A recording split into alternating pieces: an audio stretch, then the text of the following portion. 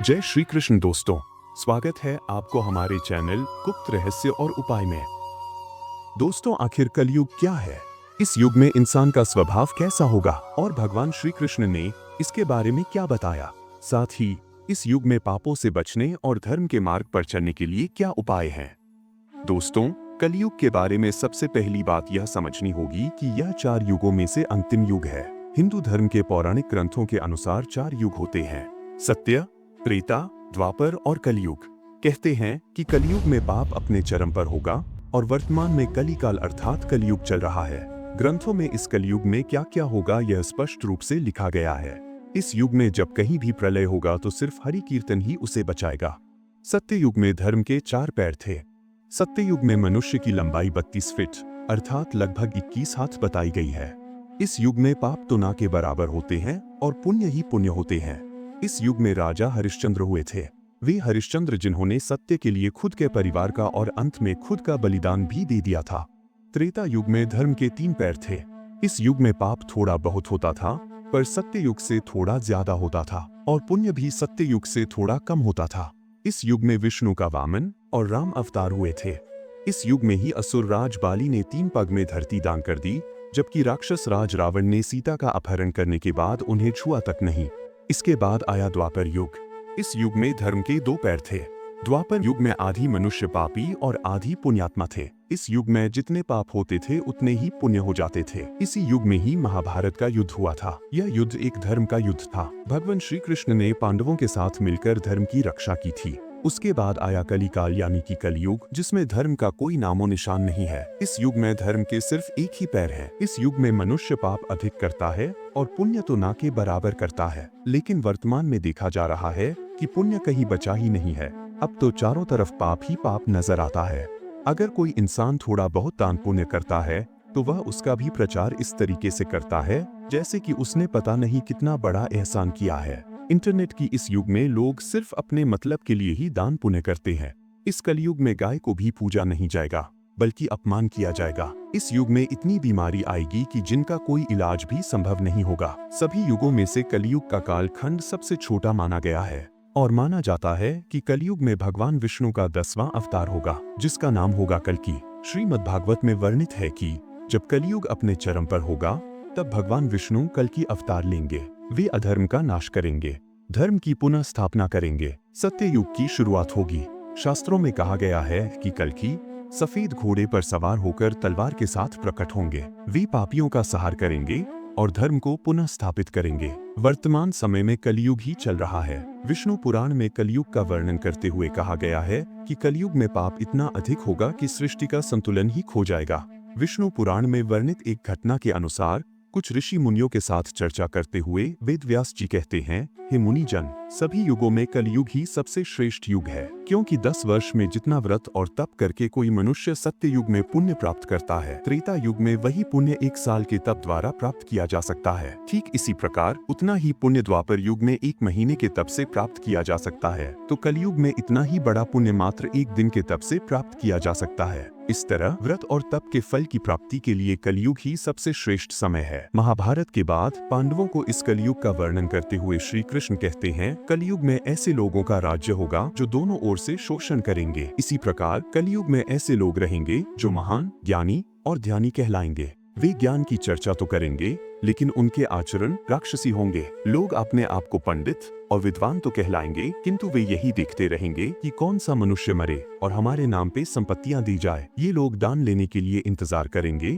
और अगर कोई गरीब आदमी थोड़ा दान देगा तो वह उससे कलह करने लग जाएगा। कलयुग का मनुष्य अपने बच्चे को ही सब कुछ मानेंगे। कलयुग में माता अपने बच्चों से इतना मोह करेंगे कि उन्हें अपने विकास का अवसर ही नहीं मिलेगा। मोह माया में ही घर बर्बाद हो जाएगा और ज्यादा प्यार मिलने के कारण बच्चा भी बर्बाद हो जाएगा और बाद में विकास और ज्ञान के अभाव में अपने ही माता पिता को त्याग करेगा। किसी का बेटा अगर घर त्याग कर साधु बनेगा तो हजारों व्यक्ति दर्शन करेंगे, किंतु यदि अपना बेटा साधु बनेगा तो रोएंगे कि मेरे बेटे का क्या होगा, इसकी और हमारी तो जिंदगी ही बर्बाद हो गई। इतनी सारी ममता होगी कि उसे मोह माया और परिवार में ही बांध कर रखेंगे और उसका जीवन खत्म हो जाएगा। अंत में बेचारा अनाथ होकर मरेगा। कलयुग में अमीर लोग अपने बच्चों के विवाह में या किसी भी छोटे उत्सवों में लाखों रुपए खर्च कर देंगे। इस युग में लोग जितना ज्यादा खर्च करेगा उतना ही उसका नाम चलेगा, और जिन चीजों की कोई जरूरी ही नहीं है उन पर लाखों रुपए खर्च कर देंगे, सिर्फ और सिर्फ दिखाने के लिए कि हमारे पास कितना पैसा है। परंतु आसपास में ही यदि कोई भूखा प्यासा होगा तो यह नहीं देखेंगे कि उसका पेट भरा है या नहीं। उनका अपना ही सगा भूख से मर जाएगा और वे देखते रहेंगे और उन पर हंसेंगे। दूसरी ओर मांस, मदिरा भक्षण, सुंदरता और व्यसन में पैसे लगा देंगे, किंतु किसी के दो आंसू पहुंचने में उनकी रुचि ना होगी। सत्य, पवित्रता, दया और क्षमा जैसे गुण कलयुग में धीरे धीरे विलुप्त हो जाएंगे। कलयुग का वर्णन करते हुए भगवान श्री कृष्ण कहते हैं, चारों युगों में से ये कलयुग बड़ा भयंकर होगा, क्योंकि इस युग में पाप अपनी चरम पर होगा। चारों ओर भुखमरी होंगी। लोग धर्म और कर्म को छोड़कर सिर्फ धन के पीछे भागेंगे। इस युग में शिक्षा, चिकित्सा और धर्म सबसे बड़ा धन कमाने का जरिया बनेगा। जैसे जैसे कलयुग आगे जाएगा वैसे वैसे भारत जैसी धार्मिक देश की गद्दी पर वेद विरोधी लोगों का शासन होने लगेगा। ब्राह्मण की संस्कार शून्य हो जाएगा तथा राजा लोग भी शूद्र तुल्य हो जाएंगे। अपनी तुच्छ बुद्धि को ही शाश्वत समझकर कुछ मूर्ख लोग ईश्वर की तथा धर्म ग्रंथों की प्रामाणिकता मांगने का दुस्साहस करेंगे और पुराणों का अपमान करेंगे। सभी लोग वेदों को छोड़कर संस्कार शून्य हो जाएंगे और छोटी बातों को लेकर ही यह लोग क्रोध के मारे आग बबूला हो जाएंगे। दुष्ट लोग स्त्री, बच्चों और गांव के ब्राह्मणों को मारने में भी संकोच नहीं करेंगे। दूसरे की स्त्री और धन हथिया लेने में यह लोग सदा उत्सुक रहेंगे। यह लोग दूसरों की बहू बेटी पर बुरी दृष्टि डालेंगे और उन्हें परेशान करेंगे और उनके साथ गलत काम करेंगे। कलयुग की वर्णन करते हुए आगे भगवान श्री कृष्ण कहते हैं कि इस युग में जिसके पास धन होगा वह सबसे बड़ा ज्ञानी और पूजनीय होगा। इस तरह के व्यक्ति अगर व्यभिचारी भी होंगे तब भी लोग इसका सम्मान करेंगे। इसके विपरीत जिसके पास धन नहीं होगा वह ज्ञानी और सदाचारी होकर भी अपमान का पात्र ही बनेगा। कलयुग की व्यक्ति अपने आप को बड़ा ही ज्ञानी मानेगा और किसी भी धर्म संगत कार्य में अपना तर्क प्रस्तुत करने लगेंगे। इस युग में धर्म को मानने वाले को नाना प्रकार की कष्ट सहन करना पड़ेगा। लोग उन्हें हर प्रकार से निंदा करेगा और इसके विपरीत अधर्मी व्यक्ति को नाना प्रकार के सुख भोगने मिलेंगे। आगे श्री कृष्ण कहते हैं कि इस कलयुग की स्त्रियां विचित्र स्वभाव के होंगे। स्त्रियां धन कमाने वाले पुरुषों के पीछे भागेंगे। लंबे बाल और खुली केश वाली स्त्रियां ज्यादा सुंदर माने जाएंगे। इस घोर कलयुग में धर्म का इस तरह से हानि होगा कि अधर्म भी सबको धर्म लगने लगेंगे और धर्म केवल दिखावे का साधन बन जाएगा। लोग मंदिर तो जाएंगे लेकिन मन में श्रद्धा नहीं होगी। रिश्ते स्वार्थ पर आधारित होंगे। माता पिता को वृद्धाश्रम भेजा जाएगा और संतानें केवल अपनी इच्छाएं पूरी करने में लगी रहेंगी। भविष्य पुराण के अनुसार ब्रह्मा जी ने कलयुग की व्याख्या करते हुए नारद से कहा, हे नारद, इस भयंकर कलयुग के आने पर मनुष्य का आचरण दुष्ट हो जाएगा और योगी भी दुष्ट चित्त वाले होंगे। संसार में परस्पर विरोध फैल जाएगा। ब्राह्मण, क्षत्रिय, शूद्र और वैश्य दुष्ट कर्म करने वाले होंगे और विशेषकर राजाओं में चरित्रहीनता आ जाएगी। देश और गांव-गांव में कष्ट फैल जाएंगे। संत जन दुखी होंगे। अपने धर्म को छोड़कर लोग दूसरे धर्म का आश्रय लेंगे। देवताओं का देवत्व भी नष्ट हो जाएगा और उनका आशीर्वाद भी नहीं रहेगा। मनुष्यों की बुद्धि धर्म से विपरीत हो जाएगी और पृथ्वी पर पाप और झूठ के राज्य का विस्तार हो जाएगा। वेदों का पालन कोई नहीं करेगा। कलयुग में विवाह को धर्म नहीं माना जाएगा। शिष्य गुरु के अधीन नहीं रहेंगे। पुत्र भी अपने धर्म का पालन नहीं करेंगे। कोई किसी कुल में पैदा ही क्यों ना हुआ हो, जो बलवान होगा वही कलयुग में सबका स्वामी होगा। सभी लोग कन्या बेचकर अपना जीवन निर्वाह करेंगे। कलयुग में जो भी किसी का वचन होगा वही शास्त्र माना जाएगा। कलयुग में कम धन से भी मनुष्यों में घमंड होगा। स्त्रियों को अपने केशों पर ही रूपवती होने का गर्व होगा। कलयुग में स्त्रियां धनहीन पति को त्याग देंगी। उस समय धनवान पुरुष ही स्त्रियों का स्वामी होगा। जो अधिक देगा उसे ही मनुष्य अपना स्वामी मानेंगे। उस समय लोग प्रभुता के ही कारण संबंध रखेंगे। सारे धन घर बनाने में ही समाप्त हो जाएगी। इससे पुण्य के काम नहीं होंगे और बुद्धि धन के संग्रह में ही लगी रहेगी। सारा धन उपभोग में ही समाप्त हो जाएगा।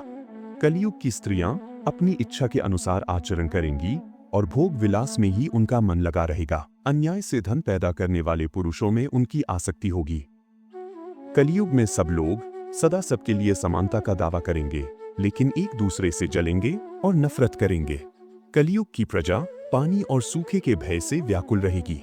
सबके नेत्र आकाश की ओर लगे रहेंगे। वर्षा न होने से मनुष्य तपस्वी लोगों की तरह फल, फूल आदि पत्ते खाकर अपना भरण पोषण करेंगे। कलयुग में सदा अकाल ही रहेगा। सब लोग हमेशा किसी न किसी क्लेश से घिरे रहेंगे। सब लोग बिना स्नान करे ही भोजन करेंगे। देव पूजा, अतिथि सत्कार, श्राद्ध और तर्पण की क्रिया कोई नहीं करेगा। कलयुग की स्त्रियां लोभी, नाटी, अधिक खाने वाली और मंद बुद्धि वाली होंगी। गुरुजनों और पति की आज्ञा का पालन नहीं करेंगी तथा पर्दे के भीतर भी नहीं रहेंगी। हमेशा क्रोध में भरी रहेंगी। देह शुद्धि की ओर ध्यान नहीं देंगी तथा असत्य और कटु वचन बोलेगी। इतना ही नहीं, वे दुराचारी पुरुषों से मिलने की अभिलाषा करेंगी और जितना ज्यादा हो सकता है अपने ही शरीर का प्रदर्शन करेगी। गृहस्थ पुरुष ना तो हवन करेंगे ना ही उचित दान देंगे। वनों में रहने वाले वन के कंद मूल आदि से निर्वाह ना करके ग्रामीण आहार का संग्रह करेंगे और सन्यासी भी मित्र आदि के स्नेह बंधन में बंधे रहेंगे और साथ ही वह भी स्त्रियों के प्रति गंदी नजर रखेंगे। कलयुग आने पर राजा प्रजा की रक्षा ना करके बहाने प्रजा के ही धन का अपहरण करेंगे। अधम मनुष्य संस्कारहीन होते हुए भी पाखंड का सहारा लेकर लोगों को ठगने का काम करेंगे।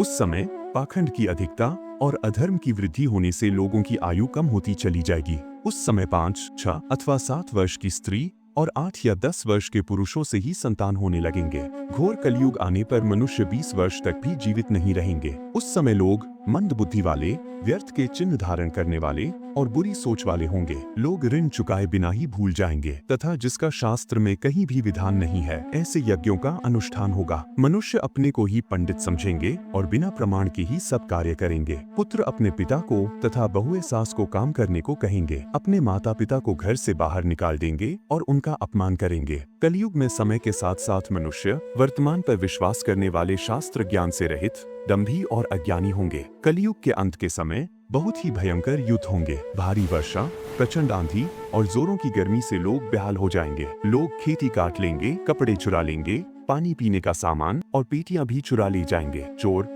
अपने ही जैसे चोरों की संपत्ति चुराने लगेंगे। हत्यारों की भी हत्या होने लगेगी। चोरों से चोरों का नाश हो जाने के कारण जनता का कल्याण भी होगा। बाद में मनुष्यों की आयु अधिक से अधिक 30 वर्ष की होगी, लेकिन मनुष्य की औसत आयु 20 वर्ष ही रह जाएगी। 10 वर्ष की उम्र में स्त्री गर्भवती हो जाया करेगी। 16 वर्ष में लोग वृद्ध हो जाएंगे और 20 वर्ष में मृत्यु को प्राप्त हो जाएंगे। इंसान का शरीर घटकर बोना हो जाएगा। कली के प्रभाव से प्राणियों के शरीर छोटे छोटे, क्षीण और रोगग्रस्त होने लगेंगे। ऐसी भयंकर युग के बारे में सुनकर नारद मुनि भगवान विष्णु के पास जाकर पूछते हैं, हे प्रभु, ऐसे भयंकर कलयुग में धर्म कैसे बचेगा? लोग पाप से कैसे मुक्त होंगे? भगवान विष्णु मुस्कुराते हुए कहते हैं, नारद, कलयुग में मेरा नाम सबसे बड़ा सहारा होगा। जो मनुष्य सच्चे मन से हरे कृष्ण हरे राम या फिर मेरा ही किसी अन्य नाम का जाप करेगा, वह मेरे सबसे करीब होगा। इस दानव रूपी कलयुग से मैं उनकी हमेशा रक्षा करूंगा और अंत में मोक्ष की भी रास्ता मैं ही दिखाऊंगा। आगे श्री कृष्ण कहते हैं कि ऐ नारद, ये सच है कि कलयुग बड़ा ही भयंकर युग होगा। फिर भी भक्तों के लिए ये युग बड़ा ही उत्तम माना जाएगा, क्योंकि इस युग में केवल एक बार सच्चे हृदय से मेरा नाम लेने से ही पाप मिट जाते हैं। इस युग में धर्म का पालन करना तो कठिन है, लेकिन फल की प्राप्ति जल्दी ही मिल जाते हैं। दोस्तों, इस कलयुग में केवल भक्ति का मार्ग ही पाप से बचने का सबसे सरल उपाय है। हमेशा भगवान विष्णु या फिर अपनी इष्ट के नाम का जाप करें। इसके अलावा निष्काम भाव से दान पुण्य भी करें। भूखों को भोजन कराना सबसे बड़े पुण्यों में से एक माना गया है और हमेशा बिना स्वार्थ के ही दान किया करें। गौमाता की सेवा करने से सभी पाप धुल जाते हैं। पर्यावरण यानी प्रकृति की रक्षा करें, क्योंकि यह भी धर्म का ही हिस्सा है। गीता, भागवत और रामायण जैसे धार्मिक ग्रंथों का अध्ययन करें। इनमें छुपे ज्ञान को समझें और अपने जीवन में लागू करें। अगर आपके पास समय की कमी है तो दिन में कम से कम 15 मिनट ध्यान का अभ्यास करें या फिर किसी सत्संग या धार्मिक वीडियो देखें। इससे आपके मन बार बार विचलित नहीं होंगे और हमेशा काम, क्रोध, लोभ, मोह आदि जैसे विकारों से मुक्त रहेंगे। दोस्तों, कलयुग कठिनाइयों और चुनौतियों से भरा है, लेकिन भगवान का नाम और धर्म का पालन ही इसका समाधान है। तो आइए हम सब मिलकर धर्म के मार्ग पर चलें और इस कलयुग में भी अपना और अपने आसपास के लोगों का भी जीवन सफल बनाएं। हरे कृष्ण कृष्ण कृष्ण हरे हरे, हरे राम राम राम हरे हरे। भगवान श्री कृष्ण की कृपा आप सभी पर बनी रहे। आपका हर दिन मंगलमय हो।